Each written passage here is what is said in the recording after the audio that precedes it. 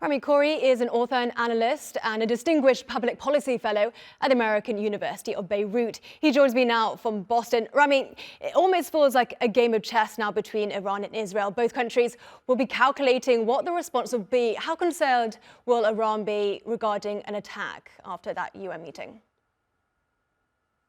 You know, it's a three-dimensional game of chess with all new dimensions and players and rules now. The event of yesterday set a whole new precedent for Iran directly attacking Israel with a large-scale assault with missiles and drones, but not aiming to cause great damage, but to send a message that Iran has these capabilities.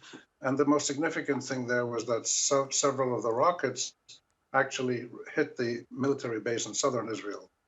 that was the main target. So that's a huge precedent. The other precedent is that you had the allies of Iran still working with it, supporting it, and helping it. And you had Arab allies of Israel and the U.S. who were working to defend Israel. So you now have two basic teams of actors, some of them in the region supporting Iran and the Palestinians, and some of them supporting Israel. This is a whole new situation. And we don't know what the Israelis are going to do next.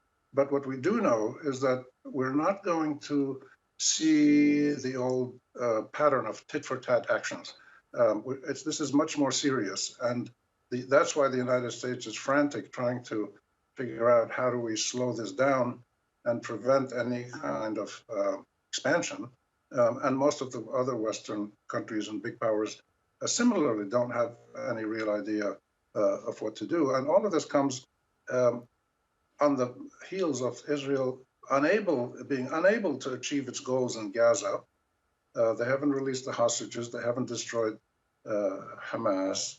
And the response of Israel to the Iranian attack yesterday was only possible with massive support from the U.S. and 5 or 6 other countries in the region and around the world. Israel is not in a very strong position, and it's feeling its vulnerabilities, and the world recognizes this, the U.S. recognizes it. The U.S. doesn't want Israel to just go off on its own and use its military power because it feels it can do so, because that military power is based on mainly American weapons. And the U.S. is now complicit in the eyes of the world, of much of the world, complicit in the genocidal Israeli attack on Gaza. So you have 7 or 8 layers of complexity now with whole new set of rules that are still being written. We'll have to see what happens next. Well, you talk about that international reaction. The US has fully supported Israel, but only to a certain point, right? If Israel does carry out an attack, what will Washington do? They won't facilitate any military action, will they? It's unlikely that the US would join a military assault by Israel on Iran, but it's certain that the US will defend Israel as is required to keep Israel safe.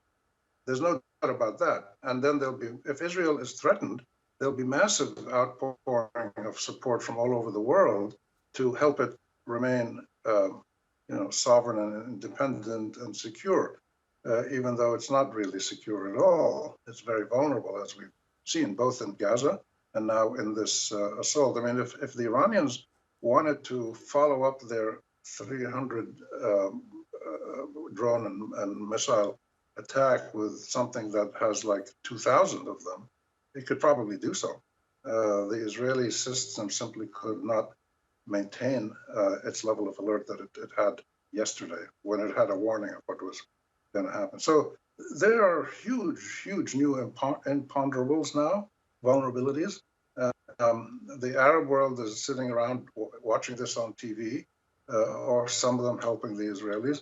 And the Iranian allies and friends, Hezbollah and Hamas and others, and Saudi and Yemen, are getting stronger by the day. So this is a dangerous situation. The U.S. has been desperately trying to reduce its footprint in the Middle East, and it's only increased its direct military involvement in the region. Now it's a critical element of Israel's day-to-day defense. And it was attacking the Ansarullah in Yemen with the British. So these are really worrying trends.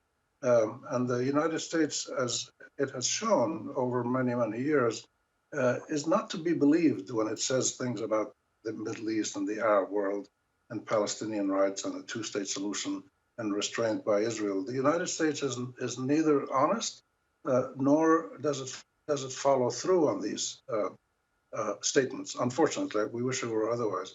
But this is what their actions prove, and that's why so many people in the Arab region are so critical of the U.S. and so many Arab governments are afraid of their people and therefore are much more supportive of the Palestinians. Well, Rami Khouri, thank you for joining us. We'll get back to you in due course throughout the day. But